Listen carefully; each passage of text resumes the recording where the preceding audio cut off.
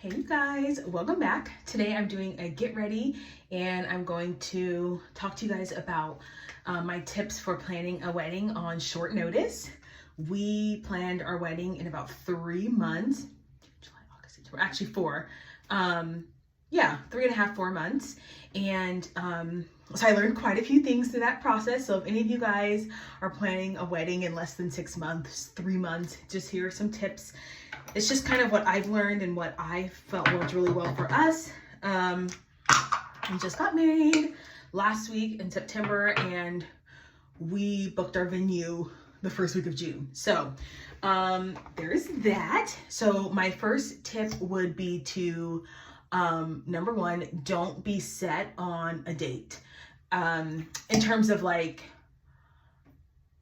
I want it on a Saturday, I want it on a, this day. I would not do that, honestly. And the reason is because that limits the amount of places and it also increases your price. Now, if budget is not a thing that, matters to you, then that's, go for it, girl. But for us, we were conscious of our budget because we wanted to spend most of our money on our honeymoon as well as life. We're very conscious of the fact that we want to buy a home. And so our goal was to spend less than $20,000.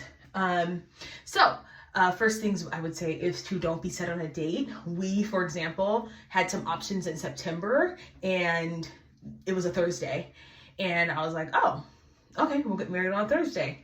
One of the reasons why this was also beneficial is that it was about $12,000 cheaper than getting married on a Saturday and Sunday. And because our budget, I'm going to talk about this in my budget video also, because we wanted to be conscious of our spending and wise, because again, the goal is to buy a home. We decided to get married on a Thursday. And you know what's interesting is once I started telling people, I realized how many other people got married on a Thursday. So many of my clients were like, oh yeah, I got married on a Thursday and we invited 50 people. And it was just such confirmation that the most important thing is that you're getting married. It's not that you spend a ton of money. So I would definitely say be open to dates that maybe are not so traditional. Because your wedding's on short notice anyway, take it from someone who's in it. Like, people are just not gonna be able to make it regardless. And so worrying about whether or not people can make it on a weekday sometimes doesn't suit you. Now, I will say that I had a few people not show up who were friends, and that's because it was on a Thursday and they just couldn't get it off, which makes sense. So I would say definitely be okay with like random dates throughout the month. Number two, if possible, I would go with an all-inclusive place. I know people have feelings about all-inclusive places, but let me tell you, our wedding was stunning. When I tell you the florals, the tablescapes, all of that, like the scenery, the entire venue was stunning. It was amazing. People were actually like shocked that we were able to get it for such a good price. And that's number one, we were on short notice. So we actually got $500 off of our venue because it was a short notice. And, they didn't have that date filled. And so the goal of venues is to always fill the date and fill all of their dates whenever they have availability. So, we were able to save $500 because it was on short notice. So I would definitely ask if they have like a short-term booking discount. Most venues will. If they need that slot filled, because of course it's money, right? So if they give you a discount if you book right then, if you booked within 3 months, we got, we received that discount. So we had $500 off, which doesn't seem like much, but I can tell you that like covered my alterations for my dress, right? Like, so it started to make a difference. So definitely would say book a place that's all inclusive. The other reason is that honestly, you guys, it is super stressful to plan a wedding.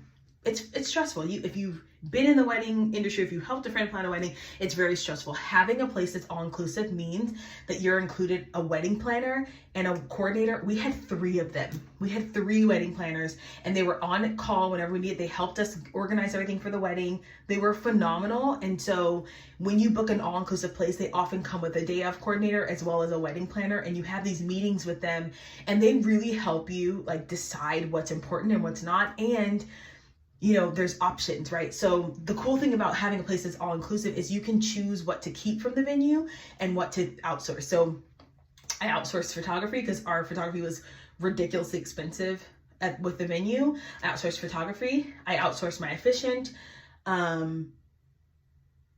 What else did I outsource? I did go with the florist who was like, I'm sure that my flowers were worth more than I paid for them. Like 100% sure. And I'll try and insert some videos and stuff for you guys too. But that's my third tip. My second tip, I think, my last tip would be to really sit down with your partner and decide what's important. The number one thing that was important to Spencer and I is that we stayed in our budget. So we made sure that every decision we made, it wasn't because of that was what other people wanted. It wasn't because, that was something that was traditional. It was like, okay, is this gonna work for our budget? Is this gonna work for us? What we want for our wedding?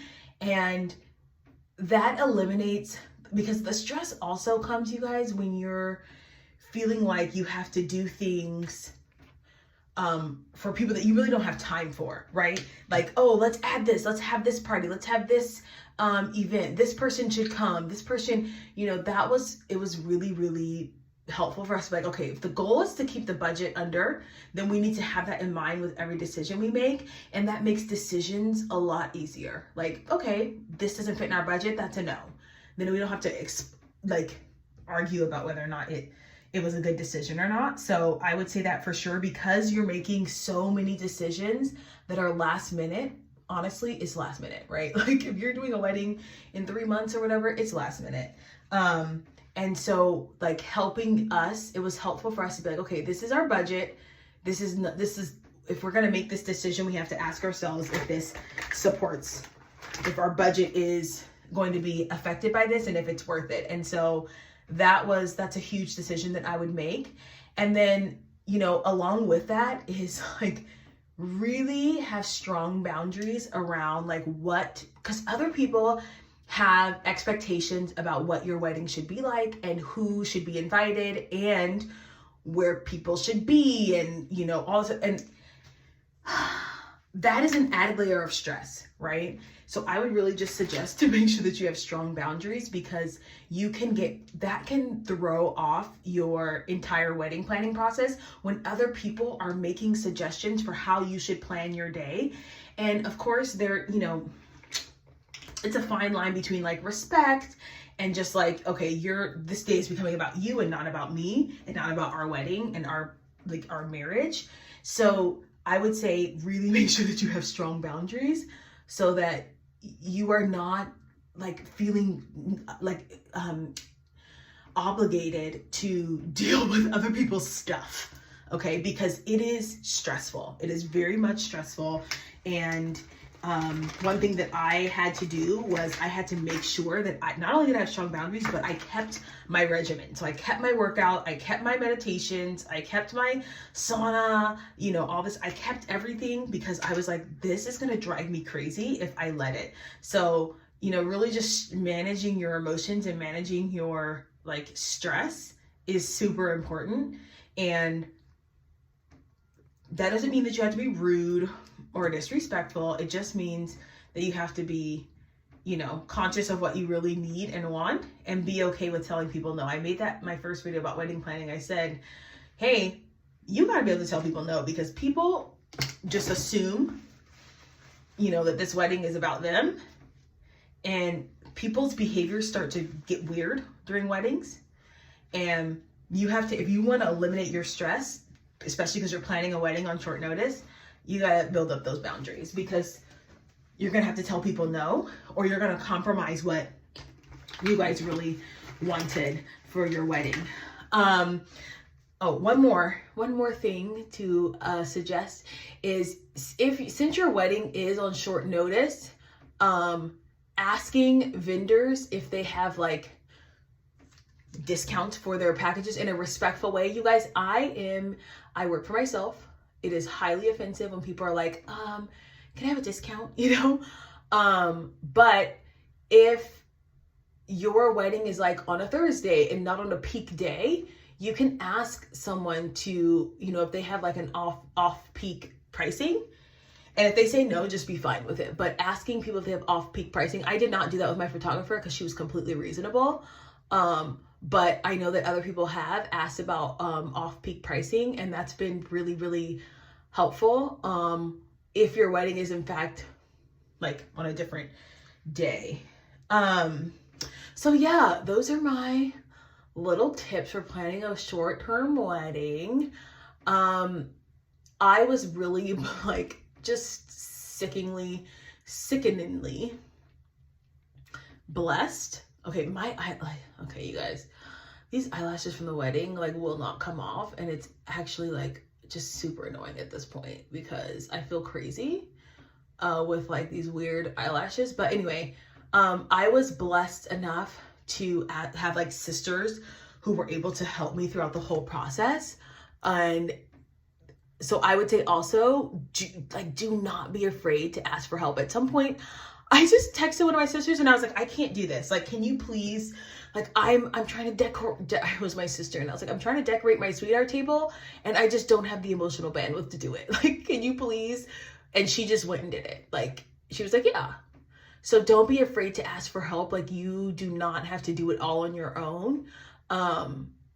So yes, like if you're going to plan a short-term wedding, enlisting your bridal party to actually do the stuff that the bridal party is supposed to do is going to be crucial. I, again, was super blessed because my bridal party was my sisters, and they were just like, my sisters are sick. Like, they're overachievers. So everything is like amazing that they do. And so, yeah, there's that. So those are my tips for planning a short-term wedding. So I'm going to put in some pictures in this video, maybe towards the end so you guys can see what they look like. And yeah, if you enjoyed this content, if you want to see more wedding content, please leave a like and a comment, and I will definitely do that. I feel like I lost so many eyelashes doing fake eyelashes. So I don't know. And the reason why I did them, you guys, is because I cried so much on my wedding day, and I was really thankful that I didn't have, like, there's waterproof mascara, but you guys know waterproof mascara don't be waterproofing. So I didn't want to, I didn't want to cry my mascara off. And so I got fake eyelashes, but I'm telling you, I feel like I lost about a quarter of my eyelashes. They're not as full as they were when I left. So I'm gonna have to continue my collagen so I have some. But anyway, that's the video for today, you guys. If you enjoyed this, please don't forget to like, share, comment, and subscribe. And I'll see you guys in the next one. Bye.